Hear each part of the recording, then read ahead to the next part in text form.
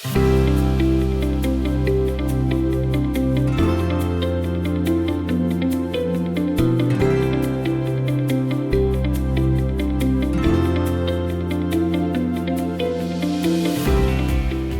cienījamie pacienti! Jūsu transplantētā niere ir sākusi strādāt, un cik ilgi tā funkcionēs, ir atkarīgs tieši no jums. Ja jūs imunitāti nomācošās zāles, jeb imūnsupresīvās zāles, lietosiet tieši tā, kā ir noteicis jūsu ārstojošais nefrologs, visticamāk, niere jums kalpos ilgus gadus un netiks atgrūsta. Tāpēc šodien runāsim par galveno – imūnsupresīvo zāļu precīzu lietošanu. Mēs, dr. Ieva Ziediņa un dr. Dana Kigitoviča, pastāstīsim par to, kas, kad un kā ir jālieto. Jūsu jaunā niere ir kā svešinieks organismā. Jūsu imūnsistēma to atpazīst un vēlas atgrūst. Tāpēc, lai tas nenotiktu, parasti ir jālieto vairāku imūnsupresīvo medikamentu zāļu kombinācija. Galvenās zāles, kas imūnsistēmai liek pieņemt jauno nieri, ir takrolims vai ciklosporīns, mikofenolāta mofetils vai azotilprins un prednizolons. Katru dienu lietojot šos medikamentus, jūs dodat signālu jūsu organismam. Šī niere ir vajadzīga, viss ir kārtībā. Medikamentu lietošanas 3 zelta likumi. Nekad neizlaist devu, ievērot medikamentu lietošanas laiku, intervālu un arī secību, kā arī nepārtraukt medikamentu lietošanu un nemainīt to devas.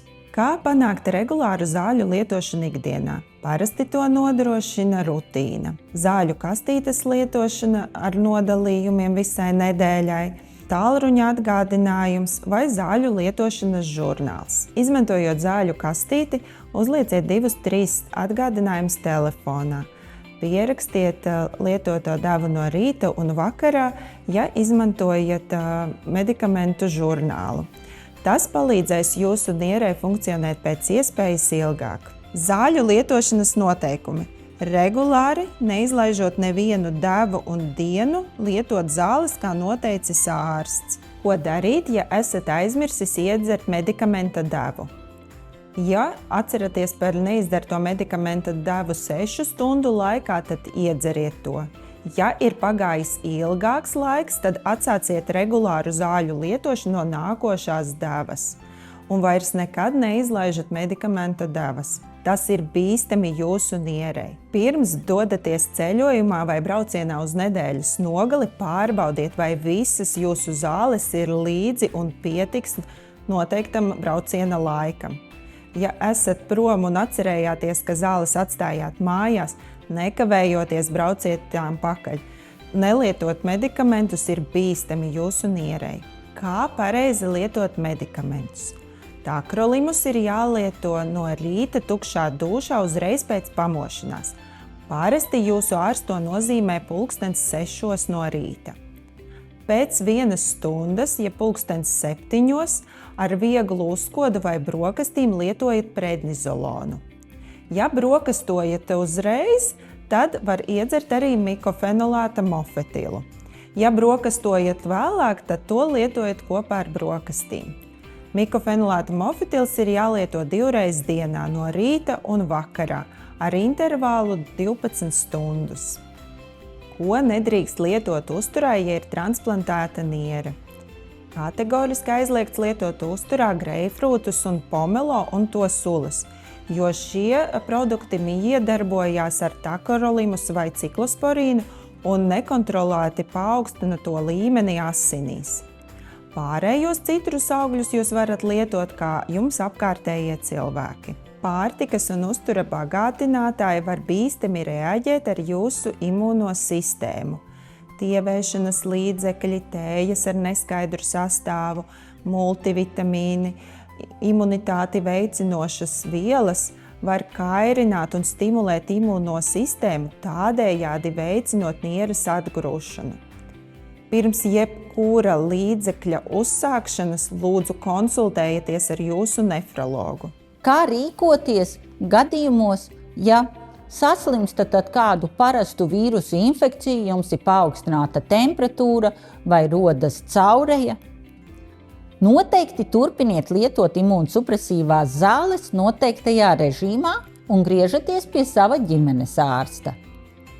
Ja 24 vai 48 stundu laikā neizdodas problēmu atrisināt, tad ir jāsauc neatliekamā medicīniskā palīdzība un jābrauc uz Paula Stradiņa Kliniskās universitātes slimnīcas uzņemšanu, jo mums nefrologs dežūrē 24 stundas diennaktī visas 7 dienas nedēļā.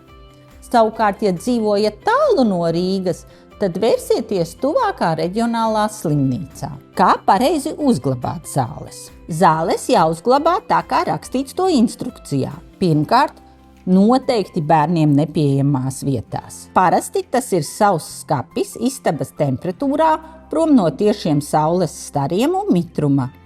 Jūs nedrīkstat tās glabāt automašīnā, un tās nav arī jāliek ledusskapī. Jums vienmēr ir jābūt rezerves krājumam, vismaz pāris dienām. Pārbaudiet to katru nedēļu. Zāļu iespējamās blakus parādības. Kontrolējiet savu asinsspiedienu svaru un sekojiet līdzi temperatūrai. Visiem medikamentiem un arī šīm imūnsupresijas zālēm var būt blaknes.